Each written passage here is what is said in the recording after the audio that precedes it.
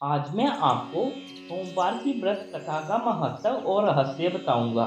आप सब सोमवार का व्रत तो करते होंगे, परंतु सोमवार व्रत की कथा नहीं पढ़ते होंगे। तो आज मैं आपको उस कथा का रहस्य बताता हूँ।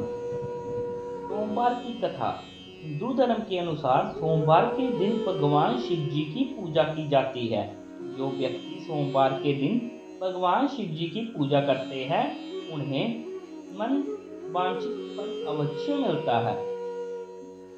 व्रत की कथा। किसी नगर में एक साहूकार रहता था। उसके घर में धन की कोई कमी नहीं थी, लेकिन उसकी कोई संतान भी नहीं थी, जिस वजह से वह बेहद दुखी था। परंतु पुत्र प्राप्ति के लिए वह प्रत्येक सोमवार व्रत रखता और पूरी श्रद्धा के साथ शिवालय में जाकर भगवान शिव और माता पार्वती की पूजा करता।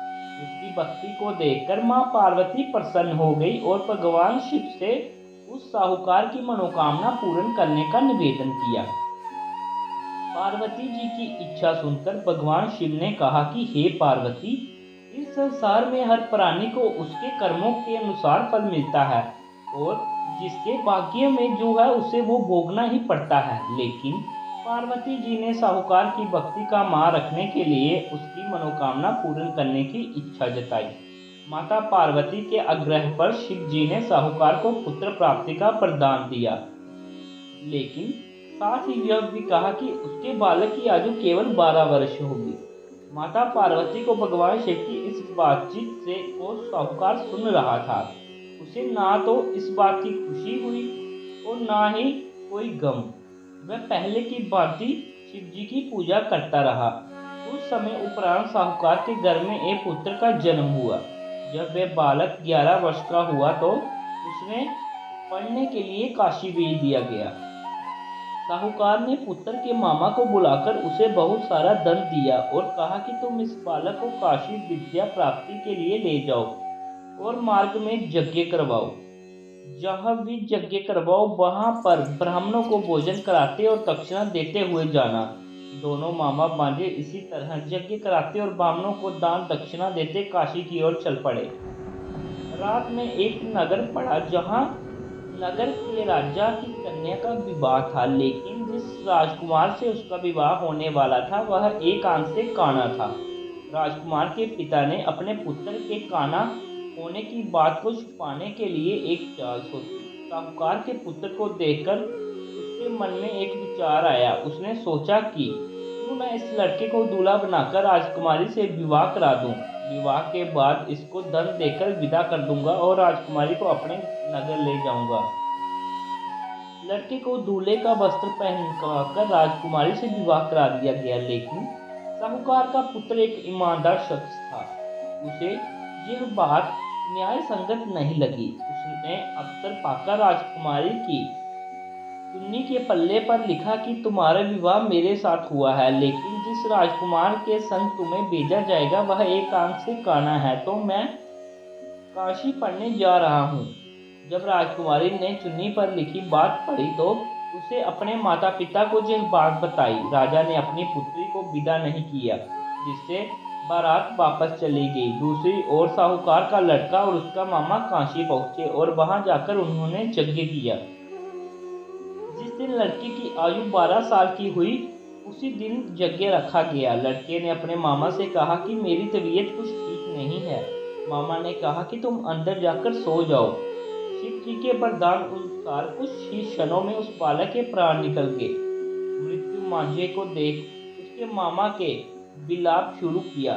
संयोगवश उसी समय शिव जी और माता पार्वती उधर से जा रहे थे। पार्वती ने भगवान से कहा, प्राणनाथ, मुझे इसके रोने के स्वर सहन नहीं हो रहा। आप इस व्यक्ति के कष्ट को अवश्य दूर करें। जब शिव जी मृत्यु बालक के समीप गए तो वह बोले कि ये उसी साहूकार का पुत्र है जिसे मैंने 12 वर्ष की आयु का वरदान दिया। अब इसकी आयु पूरी हो चुकी है, लेकिन मात्र बाप से विभोर माता पार्वती ने कहा कि हे महादेव, आप इस बालक को और आयु देने की कृपा करें, अन्यथा इस वियोग में इसके माता पिता भी तड़प तड़प कर मर जाएंगे। माता पार्वती के ग्राह पर भगवान शिव ने उस लड़के को जीवित होने का वरदान दिया। शिव जी की कृपा से वह लड़का जीवित हो गया। शिक्षा समाप्त करके लड़का मामा के साथ अपने नगर की ओर चल दिए। दोनों चलते हुए उसी नगर में पहुंचे जहां उसका विवाह हुआ था। उस नगर में भी उन्होंने यज्ञ का आयोजन किया। उस लड़के के ससुर ने उसे पहचान लिया और महल में ले जाकर उसकी आवभगत की और अपनी पुत्री को विदा किया। इधर भूखे प्यासे रहकर साहूकार और उसकी पत्नी बेटे की प्रतीक्षा कर रहे थे। उन्होंने प्रण कर रखा था कि यदि उन्हें अपने बेटे की मृत्यु का समाचार मिला तो वह भी प्राण त्याग देंगे, परंतु अपने बेटे के जीवित होने का समाचार पाकर वे बेहद प्रसन्न हुए। उसी रात भगवान शिव ने विपारी के स्वरूप में आकर कहा, हे श्रेष्ठी, मैंने तेरे सोमवार के व्रत करने और व्रत कथा सुनने से प्रसन्न होकर तेरे पुत्र को लंबी आयु का वरदान दिया है। सोमवार व्रत की विधि।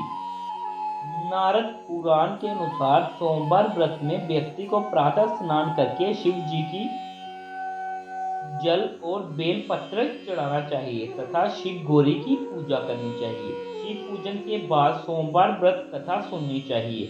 इसके बाद केवल एक समय में ही भोजन करना चाहिए।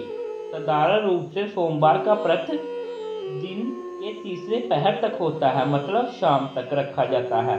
सोमवार व्रत 3 प्रकार का होता है: प्रति सोमवार व्रत, सौम्य प्रदोष व्रत और 16 सोमवार का व्रत। इन सभी व्रतों के लिए एक ही विधि होती है।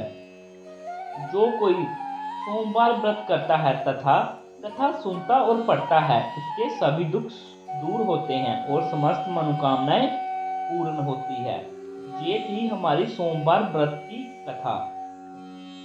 और इसी के साथ हमारी आज की जो वीडियो है वो समाप्त होती है। तो मिलते हैं नई वीडियो में नई कथा के साथ।